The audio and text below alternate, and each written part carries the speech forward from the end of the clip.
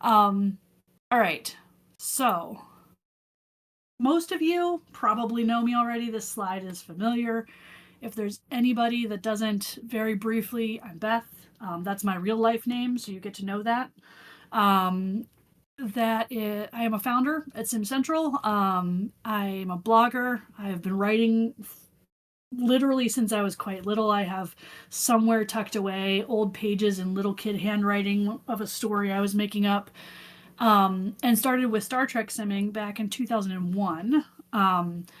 Back on IRC chat for those who want to date themselves with me. In my free time, if I'm not simming and writing, I have two kids who may or may not make an appearance today. We'll see. In my work time, I create tools that help people get jobs, and I do a lot of reading. So that's a lot of me, a lot on me. But I'm not actually the main reason you're here. What you're here for is this. So, just to start out on a little bit of a chuckle, I went looking for a couple different things here and came up with these pieces. You know, the whole idea of like when we were kids, it was significantly easier to just make friends. You rock up to a swing set, you're like, hey, cool, I'm your buddy now. What, you want to see my cool rock? Or what's your favorite dinosaur? Or I joke about this, but in reality, for in my job, if I'm at a conference, the networking question I ask new contacts is, what is your favorite dinosaur? Because it makes everybody kind of pause, and then also it disarms everybody because it's so much more comfortable to talk about dinosaurs than it is to be like, oh, let me tell you this boring thing about myself and what I do. Um, and the part at the bottom, like there, you know, how my kid makes friends at the park. What's your name? How old are you? Now we're besties. Chickens are good dinosaurs and tasty dinosaurs. Um, so you know, there was a time in all of our lives and in the lives of all of our characters that this was not so hard. Um, we're going to dance back and forth in this discussion between out of character and in character interactions because for this subject, they're very closely tied together. So you're going to see me kind of talk back and forth both about how we interact with other writers and how we interact with others in character. So now, one more that I thought was particularly amusing. Um, so this image says, "What did you do at school today?" And my 5-year old would totally say something like this. I imagine this conversation with her. I learned about dragons, and my response is clearly, "Your class learned about dragons," because that doesn't seem like standard kindergarten fare. And the 5-year-old goes, "No, I learned about dragons. I don't know what everyone else was doing." This to me feels like part of the crux of the conversation. 5-year-old's doing the thing the 5-year-old wants to do. Did the 5-year-old learn math? Maybe. Don't know. Did the 5-year-old learn her letters? Don't know. Maybe. Wasn't paying attention what was going on around her. And let's be real honest. Both of these things are true. Getting to know people kind of sucks to a certain degree. It's awkward, it's uncomfortable, it can be scary depending on if you are like a people person or not a people person. It might be annoying.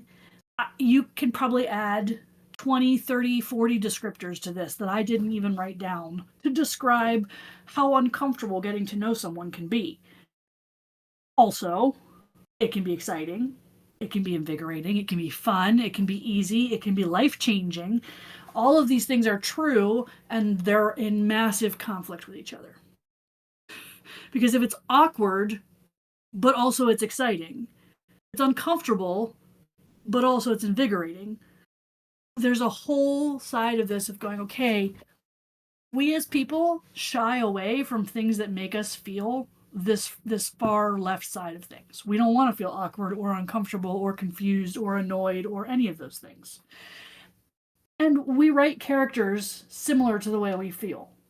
I'm not suggesting that we don't ever write characters that are different from us, but I don't think, and you guys feel free to correct me if you disagree, I don't think a single person successfully writes a character that doesn't have at least a tiny little bit of themselves in that character. It may not be much, but there will be something that is you in that character. So that leads me to this. How many of you have heard, said, or thought one of the things on the screen? We're talking about, yeah, exactly. Starts with elements of myself and then branches off. Yes. Is there anybody, or maybe a better question, is anybody in this room, is there anybody who has not heard, said, or thought one of these things? It doesn't have to be all three, but you will have probably encountered this at some point or another.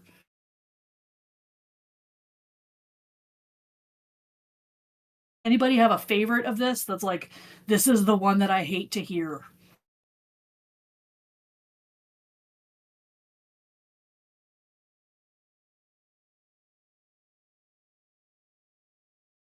You know that I got a question of interest when it like runs out of things. I don't have any ideas. All right. Oh, you should be able to see if you're looking at the top, there should be a stream. Nikki, there should be and then what you're seeing is a slide that says how many of you have either heard, said, or thought one of the following. And it has a list of statements like, I just don't think my character fits. My character writing isn't appreciated here. Don't know where to start. This group is already really close. Yep. I hate coming on board. That's okay. I know lots of people who hate coming on board posts. Nikki, any luck? The group is super close. Those of you who are using that one, is it one you've said or one you've heard?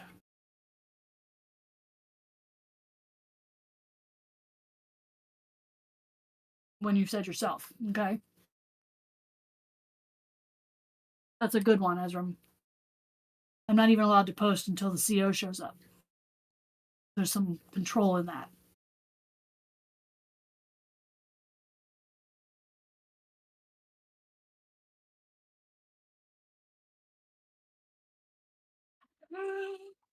Yeah, I write the XO for the Sojourner, and that thus I default to the person that everybody reports to. And you're right, it's the same post in a different template every time.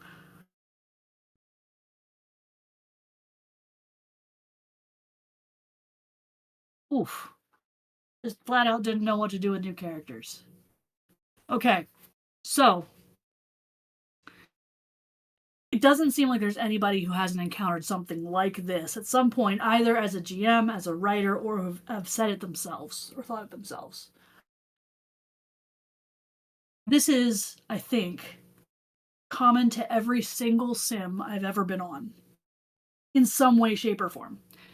If you have a game that has not encountered this, you're either doing something really well, and we all need you to tell us your secrets, or you're not taking on new players, and so this isn't a problem, or you're lying.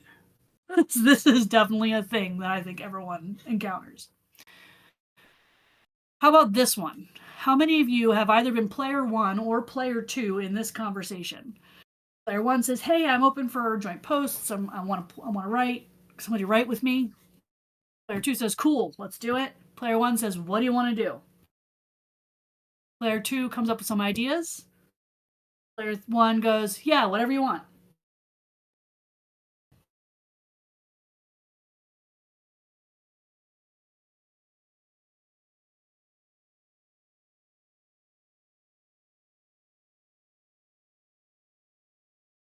Been both at one point or another. That's a yep.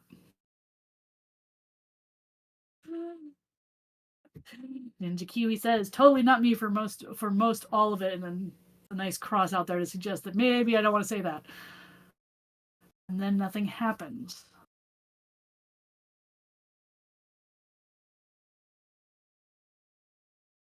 By a show of no, hang on. I'll let you finish typing. We got a couple typing still. Been on both sides of this conversation.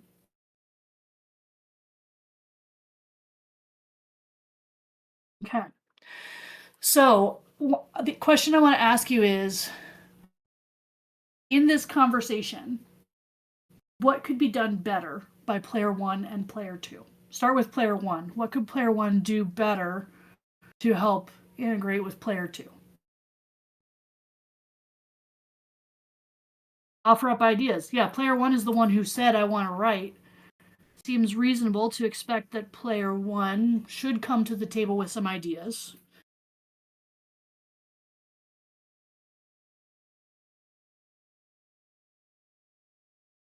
It also might be that player two is going to feel like they're doing all the work.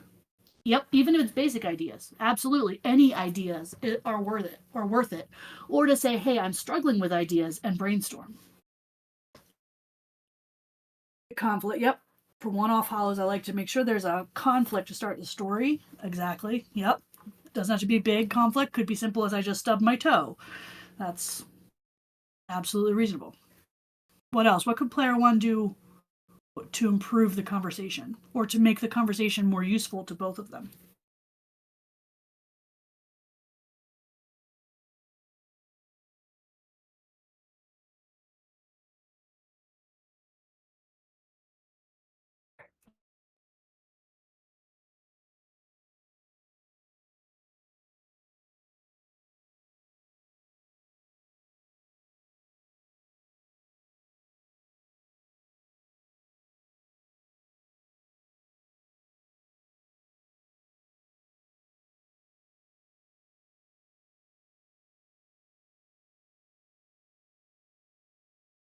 Let's see if Ezram gets the one I'm thinking of here in a second, and if not, we'll give you guys a hint.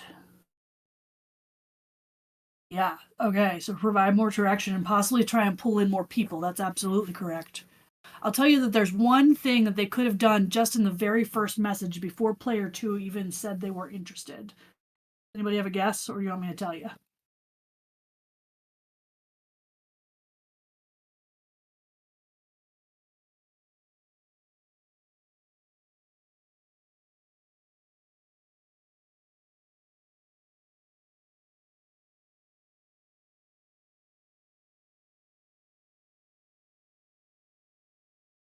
Suggest the problem would be one. I would start out to say even go a little further back than that. If you're the player who's looking for JPs, looking for someone to write with, saying, I am looking for this kind of writing. I'm looking for I want to build more character relationships. I need to write something that's I want to write something that's on duty. I want to write something that's off duty.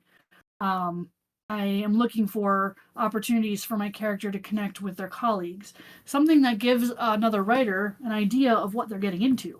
Yep, establishing the setting can do that. And sometimes this conversation of just, I'm open to it. Yep, have a point to the scene in mind or a theme. And being upfront about that, I have this idea and I need someone to write with me, makes it easier for other writers to jump in and say, yeah, I want to try, I want to run with that. Now, player two could also do some things a little bit better. Anybody have ideas for what player two could improve?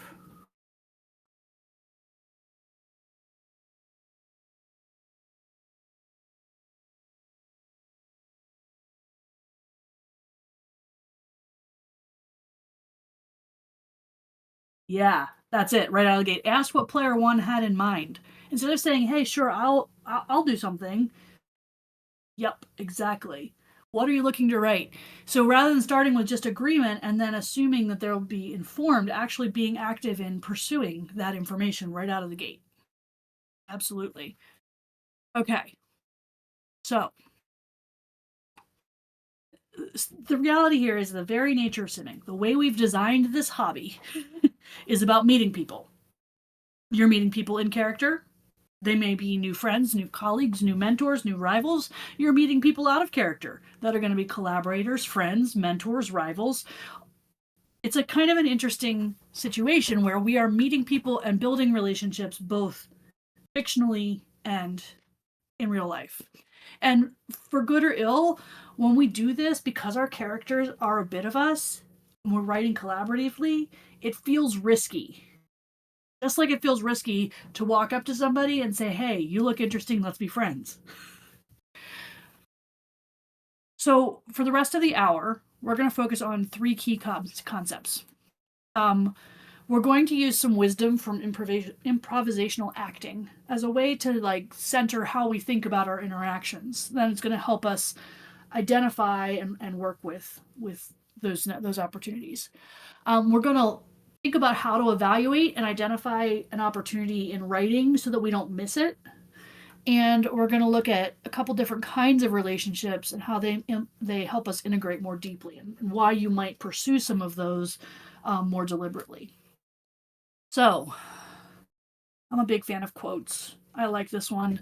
The oldest, shortest words, yes and no, are those that require the most thought. So how many of you are familiar with the concept of yes and no but? I'm guessing many, but just checking.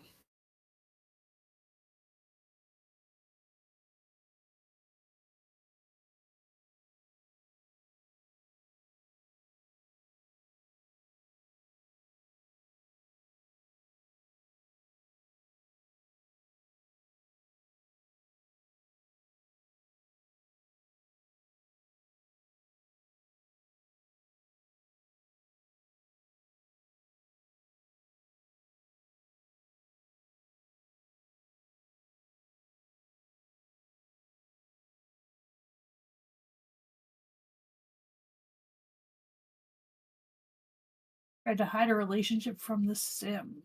No. um, okay, yes. So yes and. So let's talk about the two of them. So they both serve two different purposes. We're talking about not just taking opportunities, but also knowing when to shut down an opportunity and how to use both of them to drive character building. So let's look at this in terms of like a cost value, cost benefit analysis. So you see, you're writing and you see an opportunity to connect with another user, another character, another writer. You can say yes to their idea, but if you just say yes and follow along, you're not contributing to the build of that. You're just kind of I'm looking for a better word here. You're not getting more into it. You're not providing additional value to the idea. Just writing out the idea as kind of like a sounding board doesn't feel very fun, usually for either writer, and doesn't build and create new opportunities. When you say yes, and then you add to that, so you say yes, and I'm ready to build on this, you get a better creative flow of ideas. It drives the opportunity to include others, and it pushes character boundaries, and we'll talk later about why that's important. Now, the cost there is that everybody has to put in effort. So you can't just have one person yes anding, it doesn't work. Everyone has to do that. And the person who starts out and has an idea often has to relinquish some control of that idea. So it may not end the way they want it to.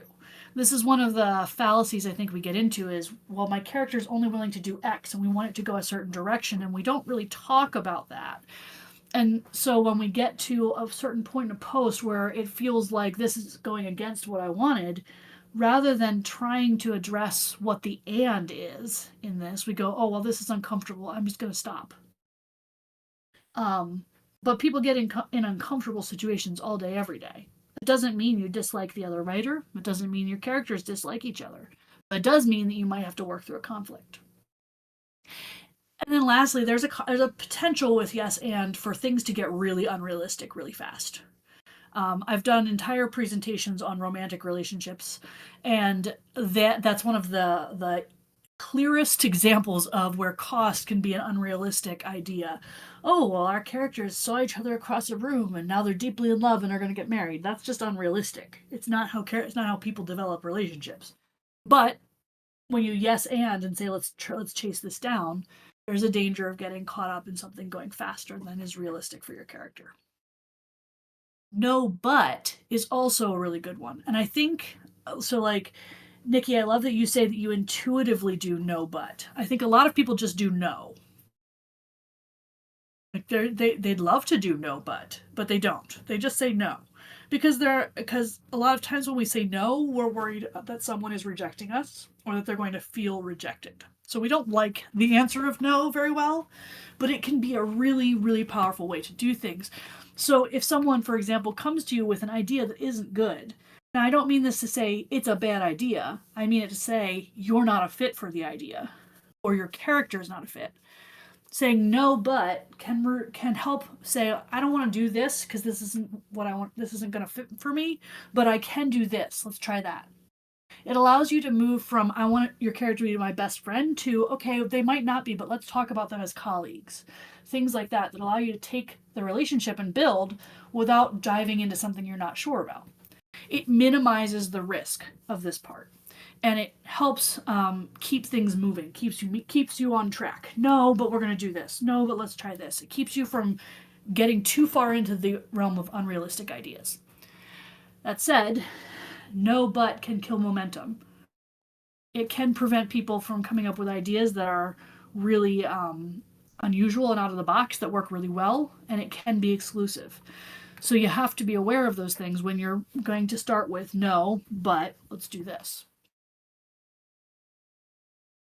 Both of these are principles used in improv. So if you're in a improv scenario and someone starts a scene, your job is to yes and or no but your response to build on what has been offered.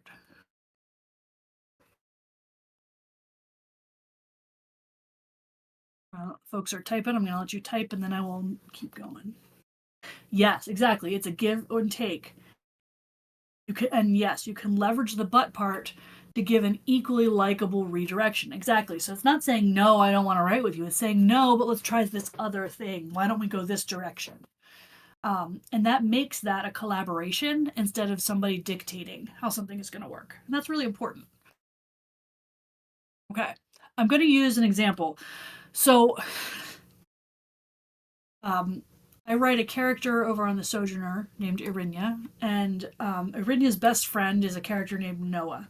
Now, I think we figured out that Noah and Irinya have, like, we've been writing these two characters now for 4 years. That's a long time for them to interact with each other. This is a very early post for them before they knew each other very well. And what happened was I had put out a challenge to the group at the time for everyone to, in just like as a writing prompt, to pick a character and write out the most awkward romantic encounter they've ever had. Like, I'm talking like full, this is awkward. Like, you can picture it. Everybody's had that weird encounter where something isn't like, whether that was like in middle school or whether it's as an adult, it doesn't matter. Everyone universally has experienced some kind of awkward encounter that has to do with romance. Now, in this conversation, Kyle's character, Noah, he didn't want to write a romantic interaction, but he wanted to write a really awkward interaction that was a little bit of like the discomfort of running into another character naked when you didn't plan to. So these two are roommates, and they that's exactly what we did. We wrote out a scene where we said what would happen if both of them were in a hurry and trying to get ready for the day. And one walked in on the other in the bathroom at a time that just shouldn't have happened. And the resulting hijinks are amazing. I strongly recommend the post just purely because it's hilarious. But when I stepped back and considered it, it started with a yes and. Yes, I will write an awkward scene with you, and I think I would like this thing to happen where my character is at this level of comfort. So this first yes and is this really awkward encounter. When you're in the writing portion of working with another writer, there is a point in every post where you can say yes and or no but. The no but is usually where the post stops. I'm done here. We can butt onto something else later. The yes and is what might keep a post going after a natural end. So this is the first yes and. Yes and the characters are really uncomfortable. They've just seen each other. They're now awkwardly attempting not to look at each other. And that results in a whole interesting scene. The second yes and comes when they're trying to figure out what to do. Now they're stuck in this situation. And they both need a shower. And there's 2 shower stalls.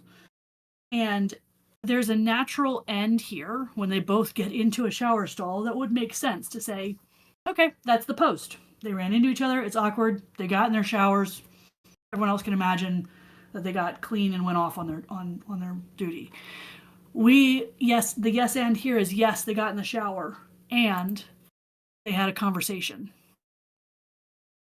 Sorry, I got ahead of myself here. And the conversation resulted in a little bit of like observation of each other. Hey, I don't know you that well, but just want to say, and there's back and forth kind of encouragement from one character to another to say, you don't need to shrink back. No one minds.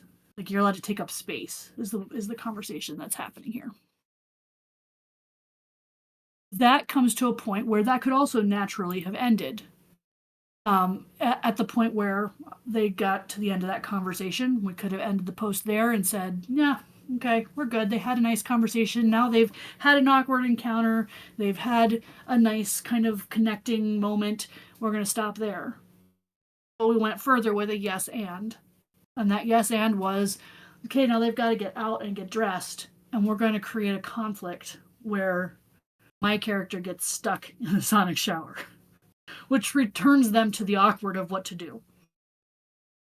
In this case, what came out of it was a piece of the character I didn't even know existed, which was that my character is claustrophobic, which seems like a bad thing for a Starfleet officer, but that didn't come to light until this particular third yes and when I was writing her reaction to getting stuck.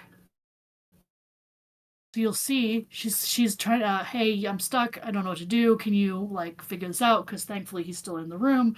They're having this third encounter where they're trying to figure out how to get her out of the shower.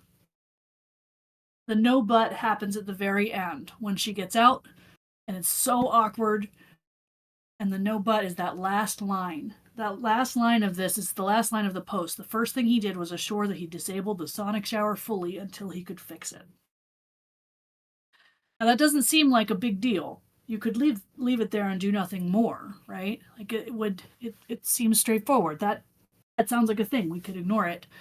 But what came out of that was no less than 11 other posts that related directly to this interaction between the two of them. And then dozens more after that have impacted numerous character relationships. So these two in the center, that's Irinia and Noah, and these are all characters I was trying to track down how many people were impacted by this interaction in some way, shape, or form because of this thing that starts them off on a relationship. It started because we were willing to take a chance and did that yes and to a prompt. That no and, or that no but, led to a debrief between Irinia and a friend to try and figure out what should I do here, to Noah dealing with well, shoot, I thought I fixed all these things and there's some struggles there and some conversations with other characters, to addressing the claustrophobia that gets worse and engages and ultimately ends up engaging in another conflict between the two of them for them to grow further. All of that through a series of yes and, yes and, yes and. So you get an idea of how powerful this can be beyond that first encounter. In talking with Kyle about this, we agreed that had we not done this post and taken an approach for these two characters of yes and, even at times when we're like, what the heck is happening right now, they probably would never have gotten close enough to be friends. It just doesn't make sense for them unless they have these encounters in their lives. So you can see it can work really, really well. The beauty of this is there are other writers accounted for here. There's 1, 2, 3, 4, 5, 6 other writers on this screen whose characters are impacted and who had opportunities to engage in the plot, where they wouldn't have had a hook had this not been a thing. So it's not just that you're impacting your ability to connect directly with somebody. You're impacting your future ability to connect with other writers. That make sense?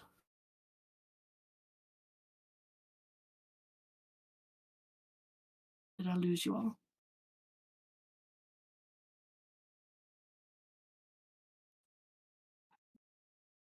I'm gonna assume you're just so awed by that moment that I should keep going.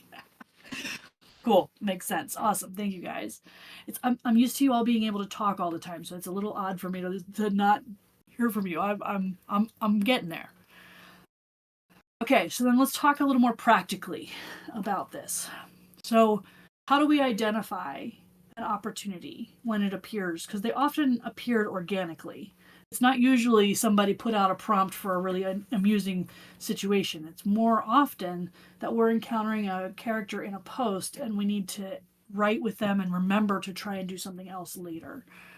So, this quote I think is really appropriate here. Most people do not listen with the intent to understand, they listen with the intent to reply.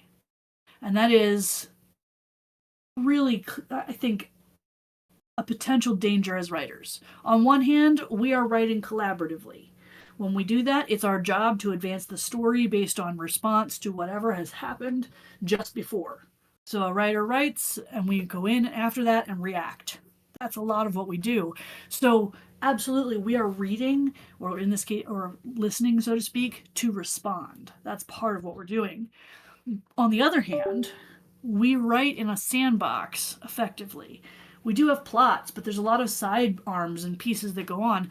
And if we don't slow down and pay attention to what's happening beyond the moment, we often miss them. So we have to slow down what we're doing in those reactive moments to respond slowly and mindfully, which is not necessarily how we automatically think about these things. See Wes typing.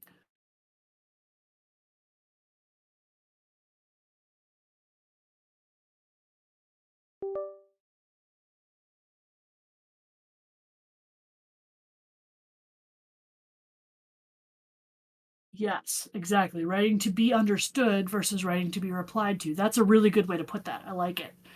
Are we writing to be understood, or are we writing to simply have someone advance the story? My kids like to play a game. It's a goofy game, but it reminds me a lot of our hobby.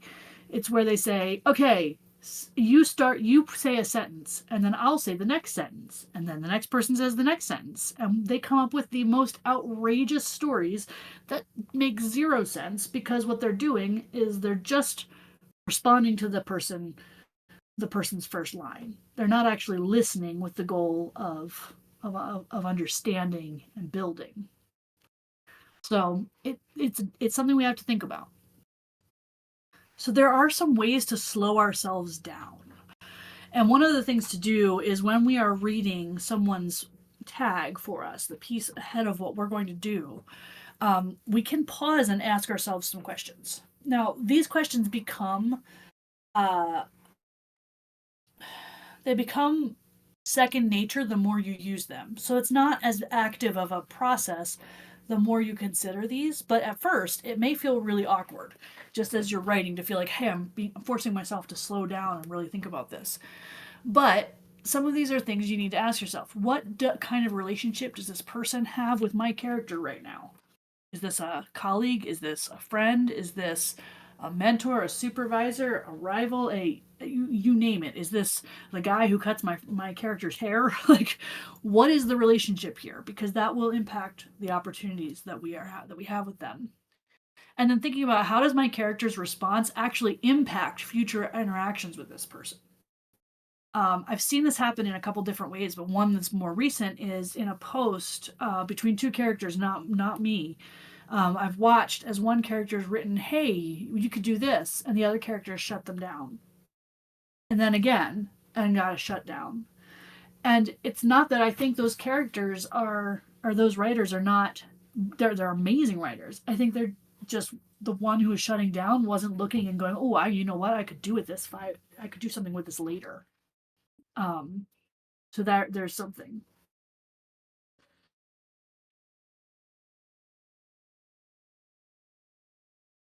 Yeah, so Wes makes a good point here. How we write is going to be a part of this. So again, how does my character's response impact future interactions? That's right in there with it. He starts shooting the alien as a problem because, okay, cool, but that gives me nothing. Now I'm forced to create out of nothing, and it doesn't allow me to interact with that character. Or the internal monologue, valuable, but not something people can react to, which is sometimes crap we have to worry about. We also can think about what questions like what might happen if I follow this thread, if I follow this idea. How might my character's reply shut down opportunities to do things? And if this was a real life conversation, how would I or the other character feel? Like if I in a real life scenario, if I was reporting to my boss, what would this feel like? Because it'll impact how we respond. And then lastly, what's motivating the characters here? Again, some of these things happen automatically the more we ask ourselves these things, but it helps to force ourselves to slow down so that when we do these types of interactions, we're actually keeping our eyes open for opportunity to build beyond the moment. I see a bunch of typing, so I will wait for a second before moving on.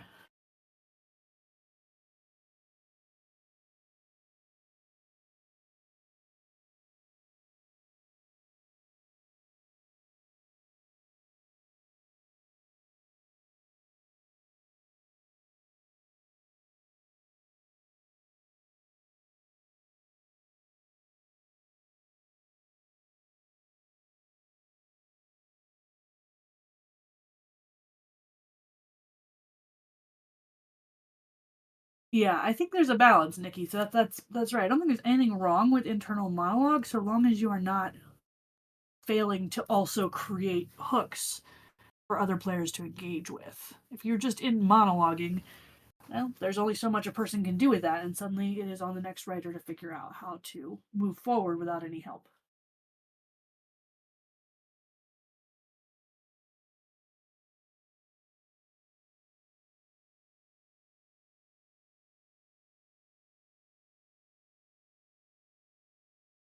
I love that. Guys, that's really good. Fun to read, advanced story, interactive with other players' characters.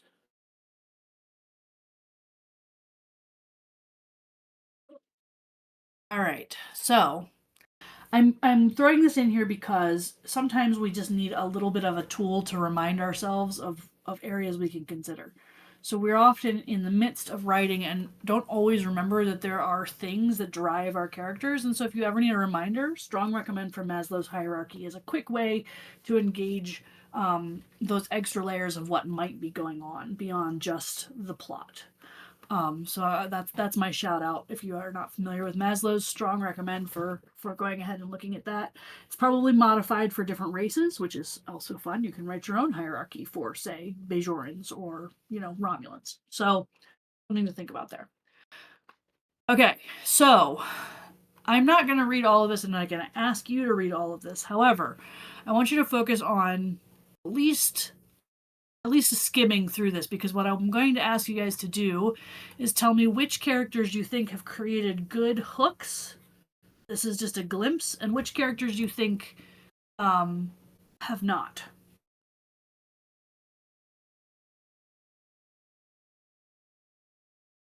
And there are 5 different characters mentioned in here. This is a large group post that had, I think, 10 different authors, also all told.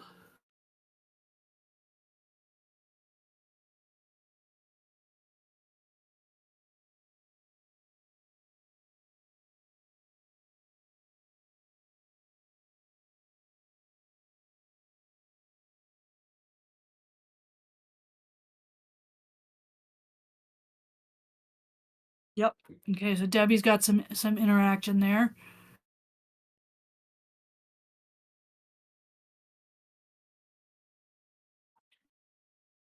Actually, to be open and honest, I had to cut off a large chunk of the pre-interaction to this point where Debbie and Tamaz, who is the Orion, are talking. So they actually have a very large chunk of interaction above this.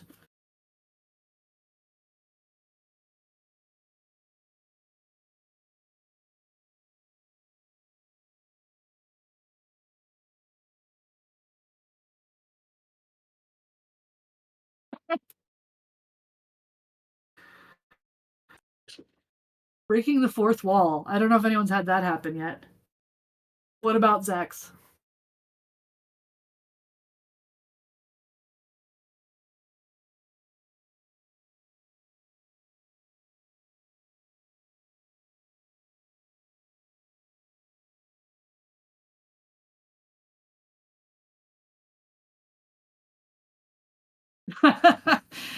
I will pass that one back to the writer of Zex. Zex is a fascinating character.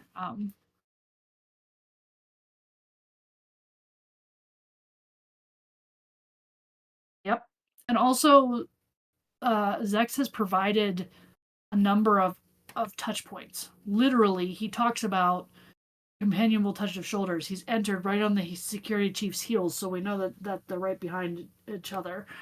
Um, he is making conversation, but he's making conversation because he's accidentally putting his hand on somebody's back to make sure they didn't get startled. Um, and then he's eyeing the table. So there's a lot of different potential opportunities for a person to jump in. Tamaz could respond. The security chief could respond. The anybody who wanted to pretend to be somebody that he had to move past in the crowd could reply. Tamaz, like I said, can respond, and then there's also the bartender, or whomever is serving things, that can respond. There's a lot of opportunity there. What about, and I'm just going to be honest, there's one here that does not offer any hooks. Anyone know which one? Anyone can? Well, I guess technically speaking, there's two, but one is particularly notable. Yeah. Yes, and Ninja Kiwi, you're right. So it's Bridgeport. Um, in this case, Bridgeport, this particular writer was struggling with integration at this point. Um, it just was not coming comfortably, and this was a post designed to give people free reign to interact. It's the kind of post that some people hate because it's got so many writers in it. But it's also a post that creates all kinds of social opportunities. And so this particular character, I think, ended up sitting in the corner and doing nothing because there wasn't anything for people to do. Yeah, and that's fair, Laurie. Lots of people do struggle with big JPs, and that's why it's so important, especially one like of this nature, to create hooks for people to engage. Because if you don't, you're going to end up staring at a ficus in a corner.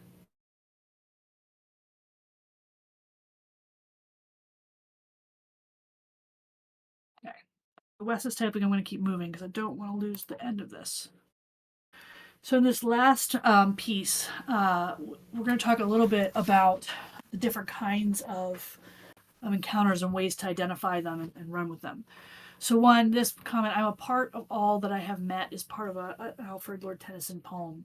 And I like that thought because even those people that we run into in passing have some impact on us. They may change our mood. They may, it may be the friend who bought a coffee for us ahead of us that we didn't know them, but now they're my friend now because they bought me coffee. So like things like that that impact our day and impact our lives. And so I say this with a little bit of tongue in cheek joking. Achievement unlocked. Your character has discovered. So you've done this. You've asked the questions. You've considered it. You've put out the notes, and you've got someone who wants to write with you. You've engaged with people in one of those large posts, whatever that form this takes. You have identified someone that your character wants to connect with or have some connection to: a friend, a love interest, a frenemy, a mentor or a supervisor, a rival or enemy, a colleague. All of these are common roles that your character will encounter. I want to stress the importance of understanding that the first two, friend and love interest, are rarely the ones that you're going to have with every character. Yes, they'll often be friends. Your characters will have friends, but as often as not, you're going to be talking to colleagues, or you're going to be in a mentor or supervisor scenario where you're talking to someone above your rank, or you're talking to someone below your rank. Um, Yeah, totally agree with you there, Wes, about one-on-ones being a lot more relaxing and soothing. I think there's a value for both. The thing about those big open ones is that oftentimes they're ways for people to use these tools to discover opportunities to branch out into a one-on-one, which I think is what the main takeaway for any kind of really large one um, can be, is it creates opportunities for other posts. So achievement unlocked. We've got an idea. We've discovered an opportunity. I want to put out there one other tool that I found really helpful. if you're not familiar with Robert Heinlein, you may or may not like him. Some people tend to either love him or hate him.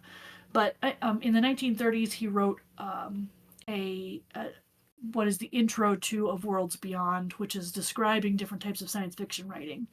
And this is an abbreviated version of a quote, but he says, what we do mean is the speculative story, the story embodying the notion of just suppose or what would happen if. That story is not about the new situation, it's about coping with the problems arising out of the new situation.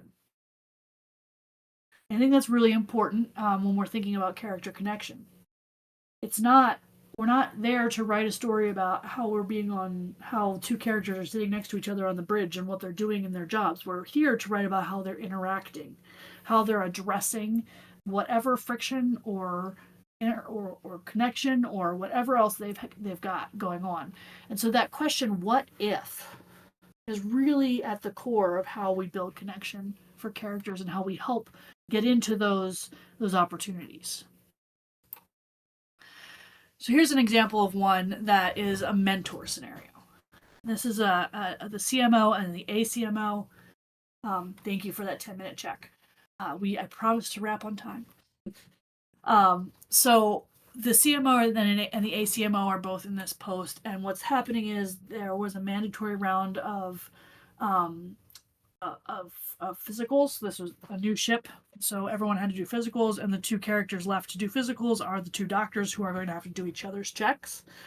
And in this conversation, the CMO Emney is a low level empath, and the ACMO is the most awkward social person you've ever met. And so there's this interaction where they say, where Emney has a chance. We could have just done this whole post of them doing the checkups and thinking internally to themselves and checking the boxes on that type of interaction. What we ended up doing was having a scenario where the CMO is checking in on the ACMO, saying, "Hey, you okay? How are things going?" And it starts up this opportunity for a sort of a mentorship relationship where someone who has got more experience is able to say to the other character, "Hey, here's some thoughts for you, and let's chat about it," and providing support and opportunities to connect.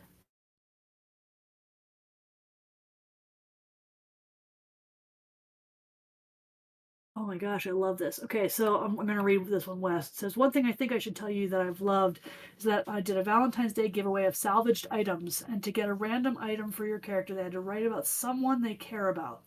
This resulted in a lot of really nice posts where the characters talked about player characters and NPCs they had developed relationships and why, and how they plan to build on those. It was so cool. It really helped people develop their characters' social lives and players, thinking about their characters' relationships and friendships." I love that. That's very much in line with the kind of thing that drove the first post that I mentioned, where Noah and Irinia end up in a very awkward situation. Same idea. Here's a prompt. Let's see what we can do with it. And that's very cool. Thank you. Okay, so the change here in this post was, instead of focusing on the thing they have to do, we're focusing on the what if they had to get to know each other a little bit while they were doing that. That's what's happening here. In a different one, I'm going to say colleague, sort of. This is a character. These two characters is again Emney, but a much earlier Emney than the one you just saw, who is meeting the ship's counselor, who's kind of a bit of a jerk, being entirely honest. And so there's this back and forth. This post would have been done after this point, the last part, which is, "I shall be more direct with you, Lieutenant. I do not want your company." Instead, Emney said, "Okay, well, fine," and there's this idea that they're colleagues. The whole point of this post was to gather some collegial agreement to support each other, but also it created this almost frenemy scenario where, yes, there's a grudging respect going on between the two of them, and there's that eventually builds into like an actual friendship, but. At this stage, it's just two colleagues engaging with each other. and it's an uncomfortable engagement at that. Neither of them leave feeling great about this. So, you have that opportunity. The opportunity that came out of it though was that in future posts we learn Kareem knows that Emily now knows how to play Kalto, and so there's opportunities to pull that in and say, oh yay, and have them interact over the game down the road. And enemies and rivals. Um, this is a favorite example, but this is a off-duty post where a character is getting assigned to a room. The existing three characters that are already in the room, Noah, Irinia, and Sheldon, all know each other very well. Those three writers have been writing together for a while. So, but there's an open space, and when you have a new writer and a new character, and the new character, Margarar, is, I'm trying to think of the right word, is not an easy character to get along with. Also happens to be the boss of two of the characters that are living in this room, in these crew quarters. It's a small ship, so they're sharing rooms, and out of the gate, we ended up in an enemies rivals situation. Margarar is kind of terrible to one of the other characters, doesn't like him, treats him really poorly. The other two kind of come to his defense, and we end up in this standoff situation where two of the characters are angry and defensive of one of them. One of the characters just wants all of the conflict to stop, and the new character has what seems like it's going to be a really ugly interaction with these two characters. I can tell you that until one of these writers had to leave, these characters were never friends. They were regularly enemies or rivals, but it's still a type of relationship you can build, and it takes a lot of understanding that even though Irinia doesn't like Margarar because she's a bit of a bully to Noah, it doesn't mean I don't like Stuart, who writes Margarar. So there's something to be said for that piece too. Again, there's lots of different ways this can take form, but you can see those opportunities come from the way that Margaret starts out saying, "I'd like to request a reassignment.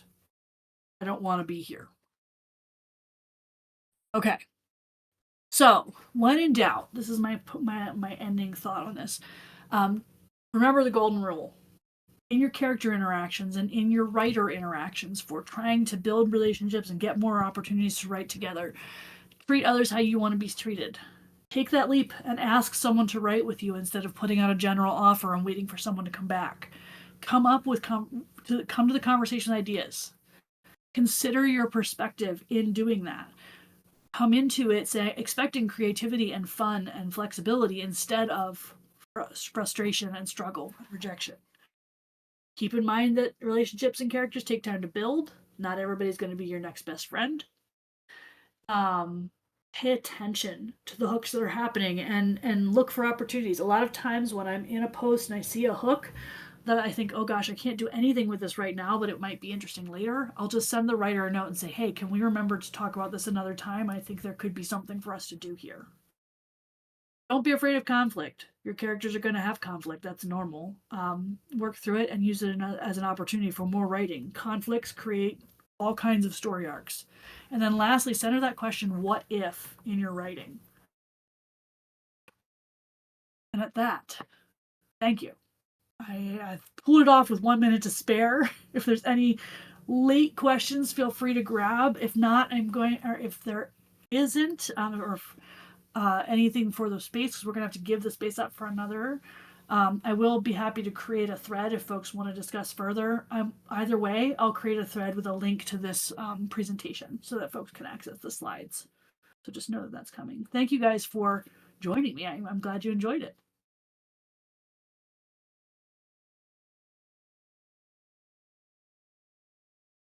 Well, I promise you can have the slides, Wes, so at least there's that.